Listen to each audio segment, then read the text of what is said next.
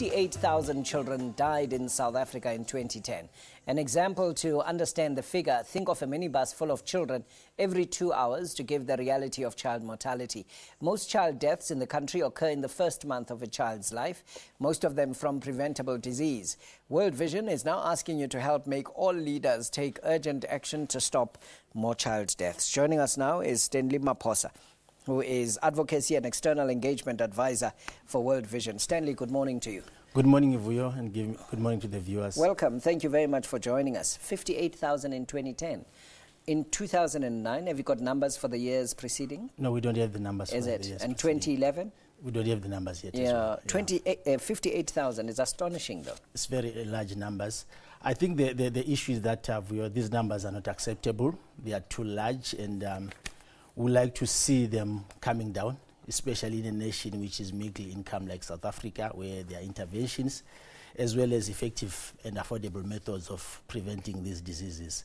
And our message as World Vision South Africa is that we can take action, and we can take it now, so that we prevent more of these numbers to escalate, as we are saying. Yeah. What kinds of diseases do children die to here? There are many diseases, but the top list is pneumonia, is malaria, HIV and AIDS, malnutrition, diarrhea, and there are also other preterm complications when mothers are giving birth, and also newborn complications, and there are a lot of these. Is it because of capacity at health establishments? Definitely, there's a combination of capacity, it's a combination of political will and political drive to implement the good policies that we already have, and say, let us begin to give more information and resources, especially to the community-based clinics and health centers. Let us empower the community health workers that are already working on the ground. Let us train more health staff. You go to some clinics, you find one nurse trying to attend to thousands of women that come for antenatal care.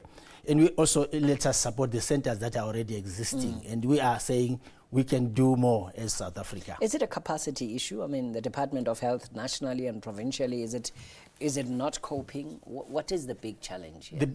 It's a combination, as I said, between the capacity issue and also how much resources we are putting for child and maternal health issues, and saying, even if we put the resources, do we track them?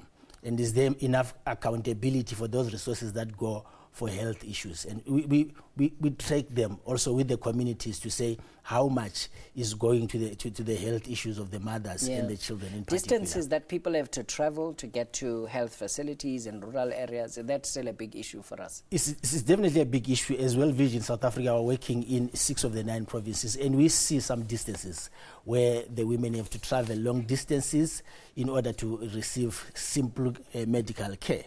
And if these distances were made shorter, we would have no mothers giving birth on roadsides. We would have mothers giving birth in clinics, and adequate care being given to them. You describe South Africa as a middle-income countries. Comparative studies, countries similar to us would be which countries? The Brazils, the Mexicos, the BRICS world where we're operating in. And what kind of child mortality obtains in those kinds of countries? The mortality rates are lower.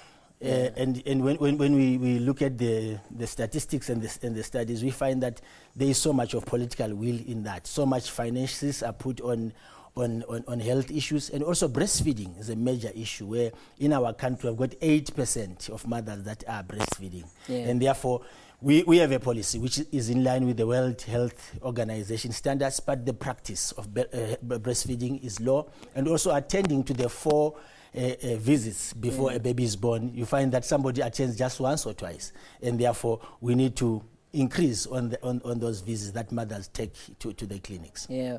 Just talk us through this graph that we're looking at on the screen right now. What does it tell us?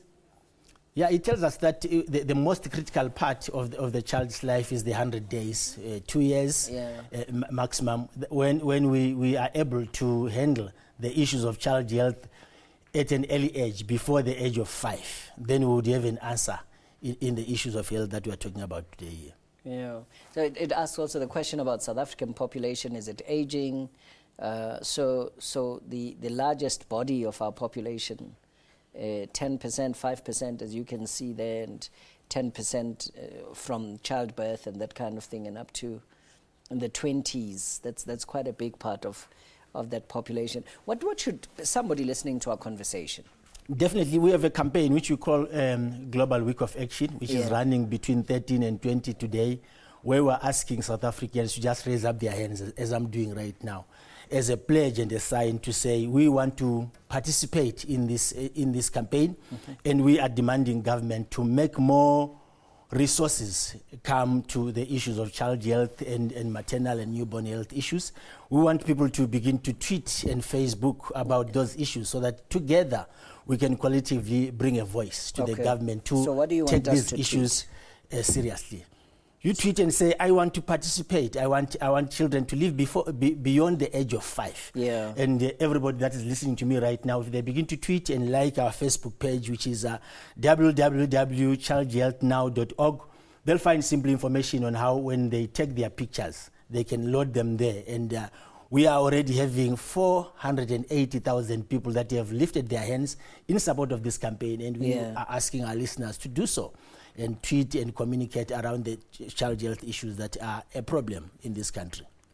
So children must live beyond the age of 5. Okay, so I've tweeted for World Vision. So wherever you are, tweet for World Vision and call for children to live beyond the age of 5. Politicians must do that which is necessary to get there. If somebody wants more information about the statistics plus also the work that you're doing, what is the website they can visit? www.childhealthnow.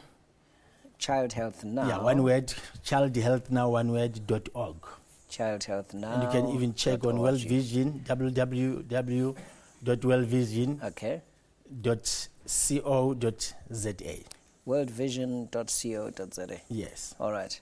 Thank you very much for your time this morning. Thank you very much, Vuyo. Thank you for joining us. STANLEY